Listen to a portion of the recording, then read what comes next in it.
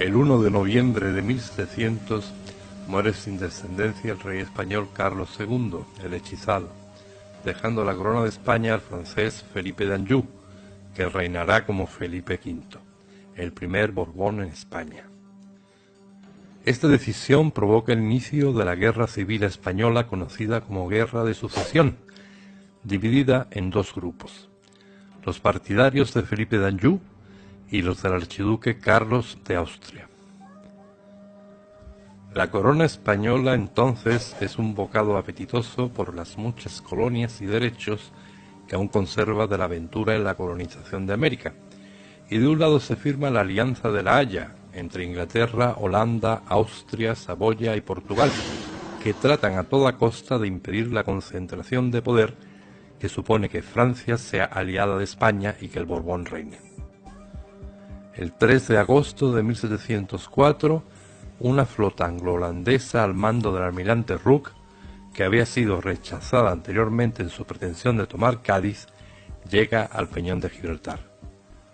Entonces claramente desprotegido por no considerarse punto estratégico en la entrada del Guadalquivir, que conducía hasta Sevilla y las reservas del oro.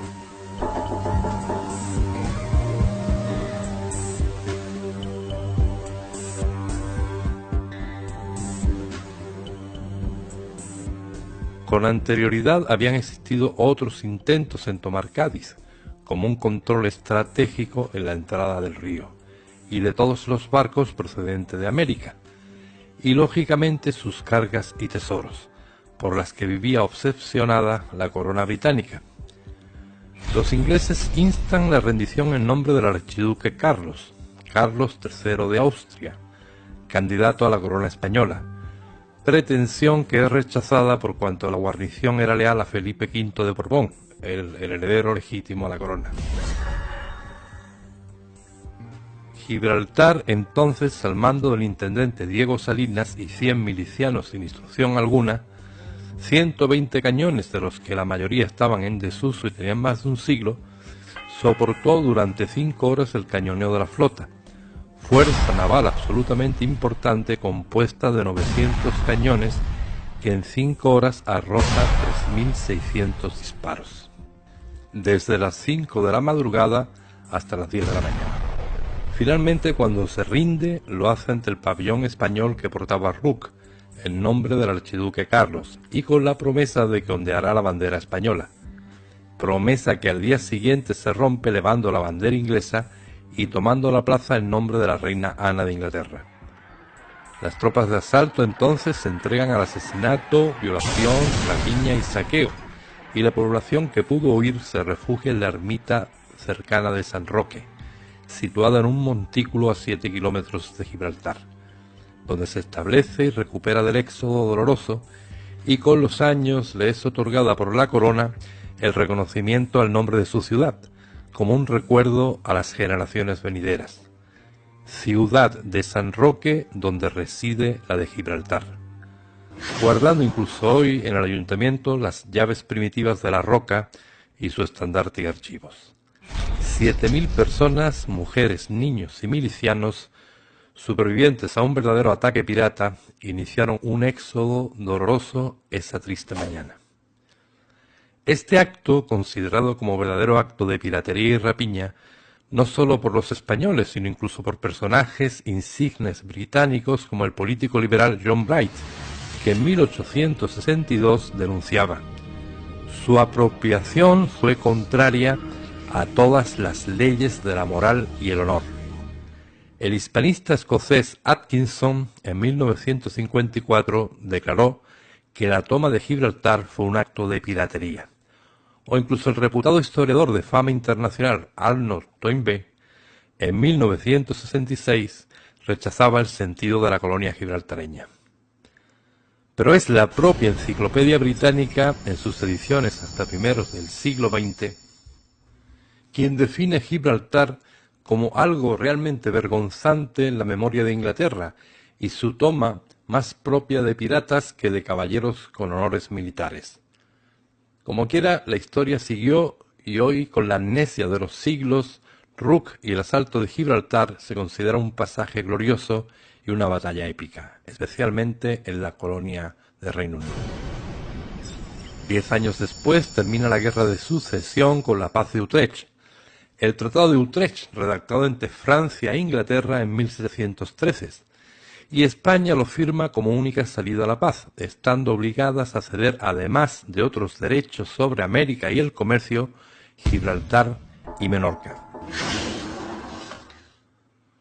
Tratado que ha sido y es violado en numerosas ocasiones por Reino Unido, especialmente en lo concerniente a sus fronteras, que pareciendo que están dotadas de vida propia, avanzan continuamente, hasta el punto de que en la época actual siguen avanzando y ya se anexionaron más del doble del territorio cedido, bien por terrenos que van ganando al mar, secando el puerto que en el tratado obtuvieron y sobre el que edificaron para construir otro puerto que a su vez con el paso de los años volvieron a drenar y rellenar, para construir otro puerto y así consecutivamente, o bien por distintos métodos de verdadero pillaje y rapiña. Pese a que el tratado especifica que se cede sin jurisdicción, los gibraltareños y Reino Unido interpretan que se cede con todas las jurisdicciones, arropándose en derechos unilaterales y recurriendo a los métodos más torticeros y las interpretaciones legales más absurdas. En el mismo 1704, España intenta recuperar Gibraltar con 12.000 hombres de infantería y el apoyo de la Armada francesa, intento que resulta fallido al haber sido absolutamente fortificado el peñón.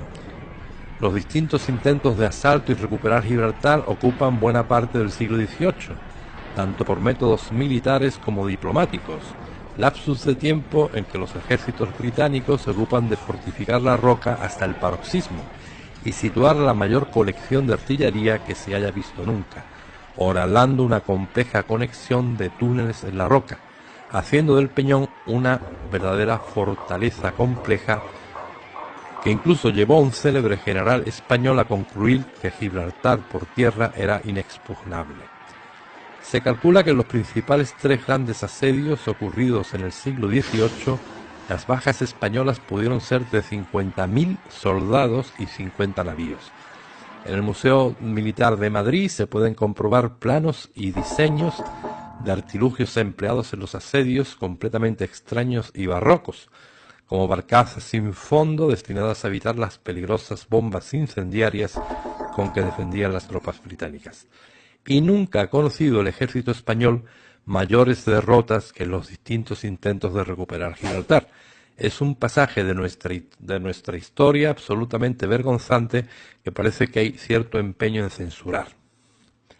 En el siglo XIX, y por distintas presiones diplomáticas, España logra la devolución de Menorca, habida cuenta de que Inglaterra comenzaba sus batallas en Estados Unidos y logra la promesa de no intervenir, pero no así la devolución de Gibraltar, que llegó a estar en la mesa de negociaciones y a cambio de la que se pedía Puerto Rico y el pago por las construcciones y piezas de artillería complejas efectuadas en Gibraltar, a lo que España se negó rotundamente.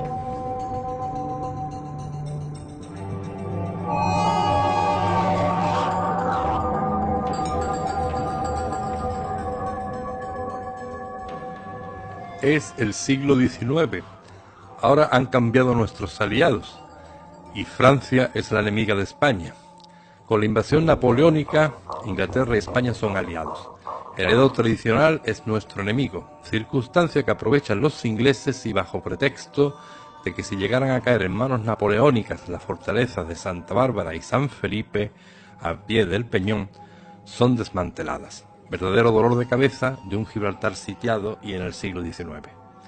De forma curiosa y paradójica, el conde de Saint-Germain entrevista a Napoleón en su destierro de la isla de Santa Elena para confeccionar sus memorias, y a la pregunta de que todos creímos que una vez destrozados los ejércitos ingleses y españoles, nada le impedía tomar Gibraltar,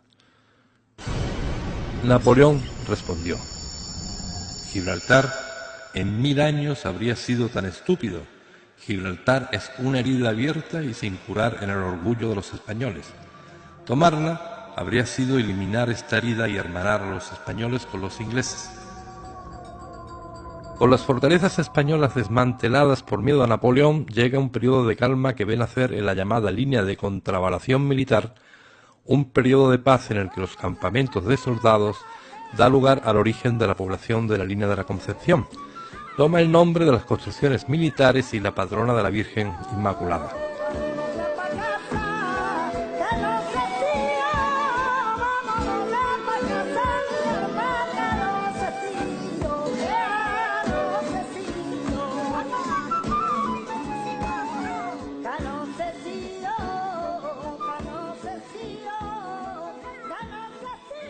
La historia tiene distintos prismas.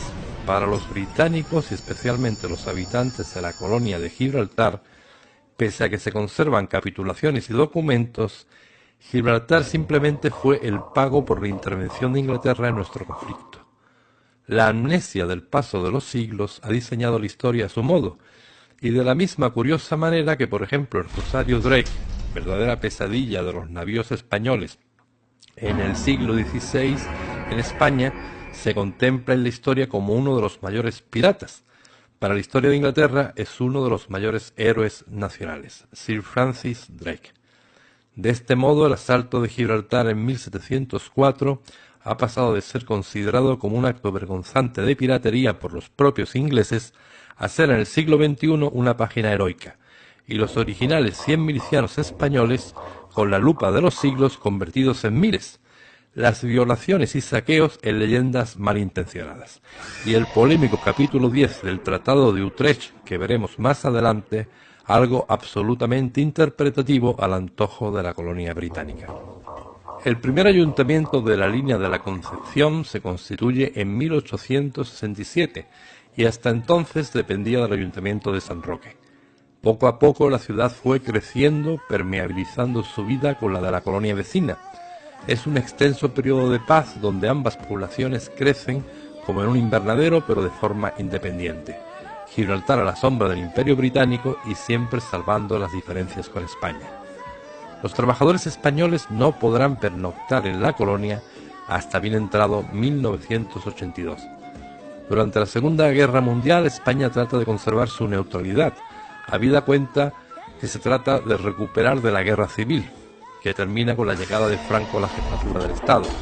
Pero en todo este tiempo y desde el asalto de 1704 no abandona su lucha diplomática en el intento de recuperar Gibraltar. Hitler entonces plantea a Franco la necesidad de tomar Gibraltar como puerta del Mediterráneo, en lo que años después se conocerá como Operación Félix. Para esto destina su mejor general y amplios meses de estudio en la zona, lo que años después se conocerá como Operación Félix. Para esto destina su mejor general y amplios meses de estudio en la zona. Son días en los que el almirante Canary, jefe de los servicios secretos nazis, y todo un sofisticado equipo de agentes secretos alemanes pueblan el campo de Gibraltar. Pero Franco no lo ve claro. Si permite que Hitler tome Gibraltar, su neutralidad en la guerra queda disuelta y es débil por todos los flancos, especialmente las Islas Canarias. Y comienza toda una serie de maniobras para retrasar el asalto a Gibraltar, que culminan con éxito cuando Hitler empieza a perder recursos en África y destina todos sus esfuerzos en el continente. Según cuentan los analistas, Franco en esa oportunidad fue absolutamente oportunista, porque de haber tenido Alemania mejores resultados en la guerra que hicieran pensar en una posible victoria, el dictador se habría apresurado a prestar la colaboración que Hitler pedía. Cuenta el canal de Historia, en un altamente recomendable documental, que testigos presenciales de los últimos días del Führer narraron cómo éste amargamente explicó la derrota en Gibraltar o la llave del Mediterráneo. En 1941 ocurren unos sucesos bastante extraños. Pese a que toda España se mantuvo neutral en la Segunda Guerra Mundial, un avión italiano que tenía, al menos en teoría, el objetivo de atacar Gibraltar, suelta su carga de bombas sobre la línea de la Concepción en la madrugada del 11 de julio. De 3 bombas, una cae en la playa de Poniente, que no llega a explotar al caer sobre la arena. Otra, de forma milagrosa, cae en un pozo de un patio de vecinos, pero la tercera destroza 3 viviendas, causando la muerte a 5 personas y numerosos heridos.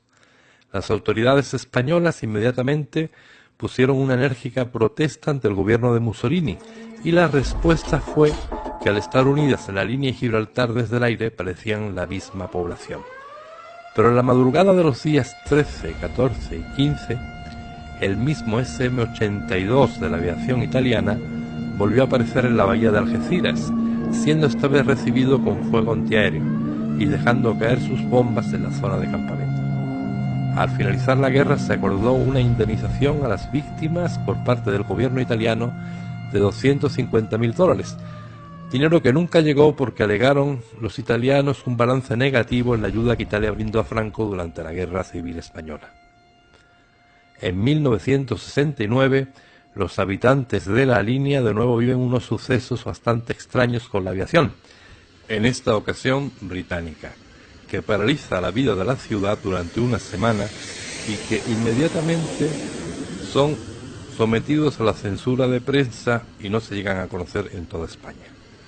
En esta ocasión, los cazas supersónicos de la Real Fuerza Aérea Británica sobrevuelan la línea y rompen de modo intencionado la velocidad del sonido, lo que provoca el pánico de la población ante los estruendos, que llegan a partir numerosas ventanas. Esos sucesos tienen origen en la queja formal que presenta el embajador de Franco ante Reino Unido por las repetidas violaciones del espacio aéreo español. Ante la queja, la línea vivió como respuesta a la pura provocación. En opinión de distintos analistas militares, la acción tenía como sentido único provocar la respuesta enérgica de Franco con un ejército sensiblemente inferior al británico en aquellos días, y así tener legitimada la invasión de nuevos territorios, que por otra parte llevaban siglos ampliando hasta el punto de que las fronteras de Gibraltar parecían tener vida propia y moverse por las noches. Pero la respuesta de Franco fue simplemente diplomática al cerrar la frontera y aislar la colonia. Es un año especialmente clave en toda la reclamación de Gibraltar y unos sucesos absolutamente complejos, puesto que el 18 de diciembre de 1968 la ONU aprueba la resolución 2.429 en la que declara que el mantenimiento de la situación colonial de Gibraltar es contrario a los propósitos y principios de la Carta de Naciones Unidas y a los contenidos en la resolución 1.514 sobre descolonización. Fue un éxito rotundo de la diplomacia española de la época, pero inmediatamente después y a toda prisa, Gibraltar se esfuerza en aprobar una constitución propia, como antecedentes a los sucesos de la aviación y al cierre de la frontera.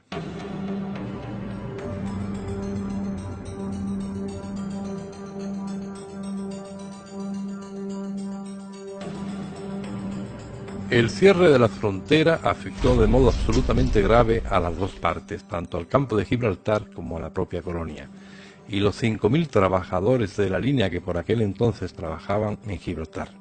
Aunque fueron indemnizados, la línea conoció el despoblamiento y la migración hacia los puntos más dispares.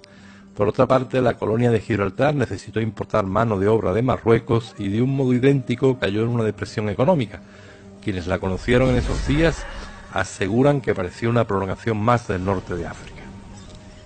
En 1985, y 10 años después de la muerte de Franco, y 16 después del cierre, en la nueva democracia española y bajo el gobierno del PSOE, Felipe González intenta abrirse de nuevo paso en la Comunidad Económica Europea. Abre la frontera como una exigencia absoluta de Londres a las pretensiones españolas de integrarse en la Comunidad Económica Europea. Integración absolutamente precipitada en opinión de todos los analistas, por cuanto España es parte absoluta de Europa y cede un punto estratégico a cambio de nada. Si España no hubiera aceptado presiones de ningún tipo, Europa habría sido un concepto ridículo sin España, sin una España en democracia. ¿Acaso los escolares alemanes o ingleses iban a borrar España del mapa para unirla a África? Desde entonces las provocaciones de la colonia británica y los conflictos de vecindad han sido continuados, y la política española en materia de asuntos exteriores discontinua y a merced del signo de la legislatura. En los tiempos del PSOE, un servilismo absoluto y una actitud sumisa y extraña hacia la colonia, y en los tiempos del Partido Popular, intentando tomar el relevo de las continuas reivindicaciones que empezaron en el propio 1704 e intentando recuperar cierta seriedad perdida. En el siglo XXI los conflictos con Gibraltar continúan, las provocaciones siguen y la ampliación de sus fronteras, las mismas que hace siglos parecían moverse mágicamente por la noche. Como anécdota pueden ver en el siguiente recorte de noticia de prensa del diario de Cádiz de 1930, que denuncia que la noche anterior Gibraltar corrió 10 metros su frontera, hasta el punto que pueden ver en la foto dónde están las fronteras originales acordadas en Utrecht y dónde las actuales. De estas apropiaciones continuas y violaciones de las fronteras, quizás las más escandalosas ocurren en 1915 y en el periodo de la legislatura socialista en España, en pleno siglo XXI, especialmente en el año 2010, cuando el gobierno les facilita tierra procedente de canteras españolas y camiones para que vayan ganando terrenos al mar a costa del espacio español. En 1915 la colonia sufre una epidemia de tifus, o al menos eso argumentan para pedir por cuestiones humanitarias la cesión temporal de una extensión considerable de terreno, para colocar barracones a modo de hospital y separar la población sana de la enferma. Las autoridades españolas acceden a la petición por causas humanitarias, y como respuesta, en lugar del agradecimiento y una vez concluida la supuesta epidemia, reciben la colocación posterior de piezas de artillería y la explicación de que por las leyes inglesas el Tratado de Utrecht está incompleto y aún les pertenecen más tierras, con lo que se acaban de adueñar de los terrenos. En esa franja apropiada es donde posteriormente construyen el aeropuerto. En el año 2008 el Almirantazgo británico edita el mapa de sus aguas jurisdiccionales y en la colonia de Gibraltar sitúa 1,5 millas hacia Algeciras, o casi 3 kilómetros, y 3 millas hacia Levante, con lo que acaba de dejar sin aguas a la línea de la Concepción, y automáticamente convertidas en propiedad británica, argumentando una interpretación muy libre y alegre del Tratado de Utrecht, que donde dice que solo les pertenecen las aguas del puerto al no tener jurisdicción, ellos interpretan lo contrario. No en balde llevan desde el siglo XVIII ampliando sus territorios. El Ayuntamiento de la Línea de la Concepción, siendo alcalde el licenciado en Política Internacional Alejandro Sánchez, en el año 2009 denuncia el avasallamiento continuo de la colonia y sus continuas ampliaciones, hasta el punto de que fueron expropiadas las playas de Poniente en la línea y parte de su término municipal para construir una carretera directa hacia la colonia por mandato del gobierno central entonces, bajo los designios del Partido Socialista Obrero Español. Ante la delicada situación económica y el robo por parte del término municipal, a cambio de nada, el alcalde decide instaurar una tasa o peaje a imitación de las muchas que existen en Europa, lo que provoca una enérgica reacción en los gobiernos de Londres y Madrid. E incluso la pequeña ciudad de la línea es noticia en el New York Times porque es un alcalde rebelde que se enfrenta a Madrid y Londres. Posteriormente, y pese a que obtiene una victoria en las elecciones municipales gracias a los votos de un tránsfuga, la alcaldía termina en manos del Partido Socialista Obrero Español y la candidata Gemma Araujo. La línea de la Concepción vive una situación económica drástica. Como municipio, en la absoluta ruina. Sin la tasa propuesta en la que ve su salvación económica, ahora ve un nuevo equipo de gobierno que renuncia a ella para no enojar a los vecinos gibraltareños. Con la carta económica prometida y retirada por el gobierno regional, los trabajadores municipales llevan 9 nóminas atrasadas en sus pagos y renunciando a la tasa voluntariamente. El gobierno municipal se declara absolutamente servil a las autoridades gibraltareñas que en el colmo de los abusos no duda en privarles de sus aguas y prohibir la pesca a sus pescadores. Con lo que de nuevo 300 familias se envían directamente a la ruina y la alcaldesa no duda en firmar en Gibraltar estos acuerdos. Extrañamente, cada tanto algunos colectivos de trabajadores se organizan para cortar la carretera de acceso a la colonia. Como protesta, aparecen voces bien de sindicalistas, bien de políticos, contrarias a la idea de afrentar y molestar a la colonia. Y de un modo u otro siempre terminan persuadiendo a los trabajadores para alejarlos de Gibraltar. Sin embargo, desde la siempre terminan persuadiendo a los trabajadores para alejarlos de Gibraltar. Sin embargo, desde la colonia hacia la línea no existe el mismo signo ni el mismo mimo en el tratamiento. La colonia se encarga desde antaño de mantener unas estrictas diferencias. En Gibraltar operan unas extrañas leyes no escritas que se cumplen a rajatabla, casi a imitación de las que posee el pueblo gitano. Los colonos gibraltareños, en opinión de algunos sociólogos, aún no superan el síndrome del Gran Sitio de 1779, donde la ciudad durante 4 años estuvo sitiada, bombardeada y sufrió grandes padecimientos y epidemias. El cierre de la frontera en 1969 de algún modo vino a despertar esa conciencia colectiva dormida, hasta el punto de que un grupo de empresarios, y ante la terrible depresión económica que padecía la colonia, pidió entrevistarse con el ministro de Franco Castilla, entre ellos el propietario del famoso Rock Hotel.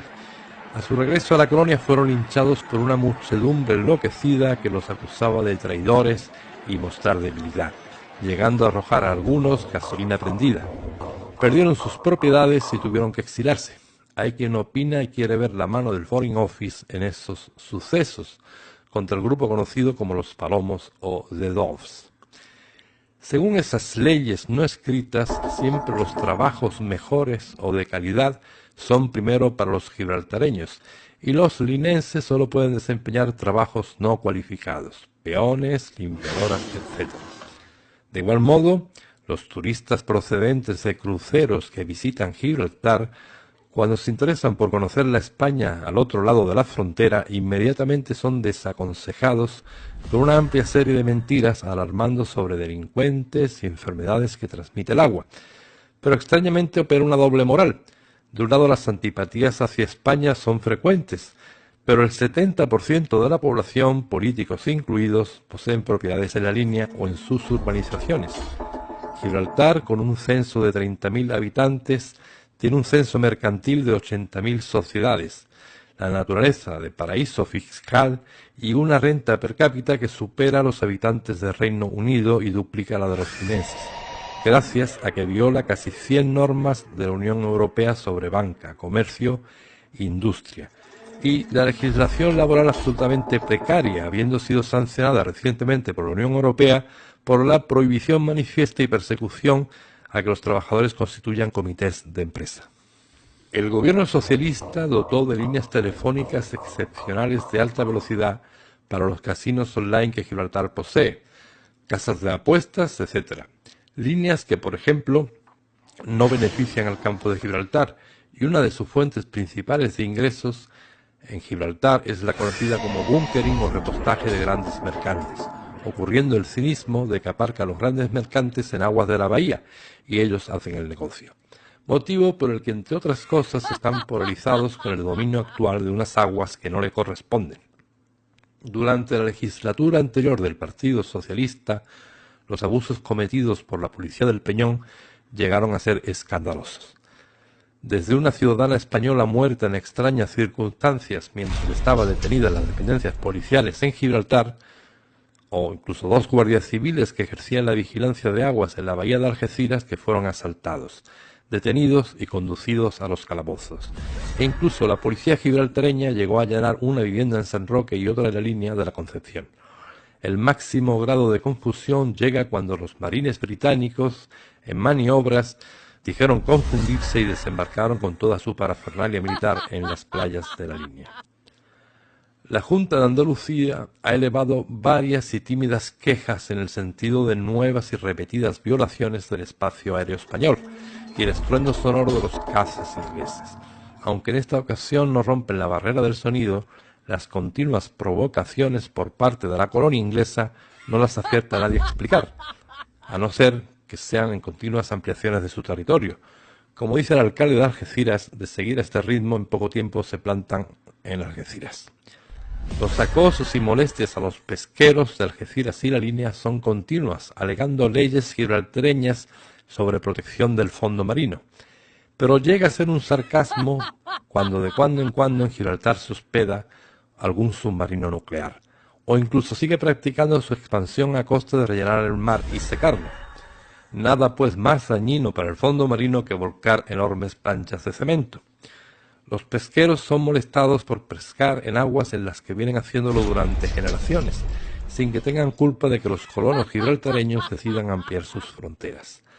La línea de la Concepción, según el último mapa del almirantajo británico, se acaba de quedar sin aguas, y detrás de todo el acoso a los pescadores solo existe el empeño en tomar la soberanía de unas aguas que no reconoce el Tratado de Utrecht y que en 3 siglos no tomaron, para seguir expandiendo la colonia con sus rellenos y para practicar el bunkering, o actividad que reporta a la colonia grandes beneficios, consistente en el repostaje de buques mercantes que son aparcados en las puertas de Algeciras y La Línea.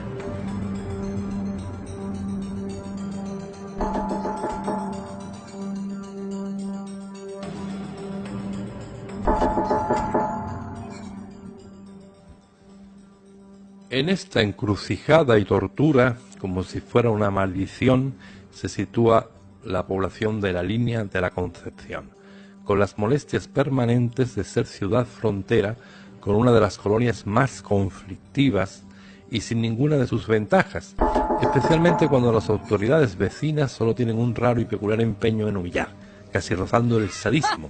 Es como si la paz de Utrecht aún no lo hubiera alcanzado a la Línea de la Concepción. En 1910, y padeciendo idéntica situación, el diputado Torres Beleña envía a las antiguas Cortes el proyecto de dotar a la línea de la naturaleza de zona franca, idea que es aceptada con satisfacción en Madrid y admitida. La idea de vender mercancías más baratas que Gibraltar, de un lado eleva la economía maltrecha de la línea y de otro estrangula a la colonia, que comenzaría a conocer los problemas de la crisis. Pero inexplicablemente la idea queda aparcada y posteriormente se crean en España zonas francas en zonas no fronterizas como las de Barcelona, Vigo, Sevilla, etc. Inexplicablemente el tema de la zona franca actualmente de la línea es un tema tabú por los distintos gobiernos, y el rumor generalizado en toda la ciudad es que de la misma forma que el Foreign Office interviene y controla la vida política de la línea, misma y tutela para que nunca sea agredida en su economía Gibraltar. Gibraltar es una colonia autosuficiente económicamente que no le cuesta nada a Reino Unido. Pero de imperarse esta zona franca en la Línea de la Concepción, Gibraltar comenzaría a pedir ayudas y a costarle el dinero. Resumiendo, la economía de Gibraltar continúa en expansión como su territorio, con el apoyo, por increíble que parezca, de las autoridades españolas. Practican bunkering o repostaje de mercantes en la bahía de Algeciras. Impide que los turistas de sus cruceros visiten la comarca, mientras la línea facilita el acceso a los turistas que van a Gibraltar a hacer sus compras. La mayoría de los ciudadanos gibraltareños tienen propiedades en la línea y sus urbanizaciones, pero no pagan impuestos por circular, o incluso algunos en las compras de sus casas porque lo hacen a través de sociedades gibraltareñas. España facilita a Gibraltar líneas telefónicas de alta velocidad para el negocio de sus casinos y apuestas online, mientras la red telefónica comercial del campo de Gibraltar sigue atrasada y lenta. En Gibraltar son rechazados los trabajadores españoles que tienen como único destino mano de obra no cualificada, trabajando en unas condiciones precarias que, por ejemplo, llevó a la muerte de un trabajador el año pasado cuando lo obligaron a soldar un depósito del puerto cargado de gasolina. Las interferencias del Reino Unido en la política de la Línea de la Concepción empiezan a ser cada vez más alarmantes, ocurriendo hechos absolutamente inexplicables como colaboraciones políticas que solo vienen a confirmar lo expuesto anteriormente. Y solo parecen estar de acuerdo en España los distintos partidos y alternancias en el gobierno en dejar a esta población absolutamente aplastada y como único destino servir de peones y mano de obra barata a la colonia. El año próximo se cumplen 3 siglos del Tratado de Utrecht y siempre es el mismo círculo sin sentido. Se podría explicar en una serie de torpezas y casualidades, pero si ustedes entienden y creen que la casualidad controla el mundo, pues probablemente podríamos explicarlo en el azar. Pero hay quien quiere ver una mano negra en el empeño en hundir siempre a la Línea de la Concepción. Como algunos dicen, creció y seguirá siempre a la sombra de Gibraltar.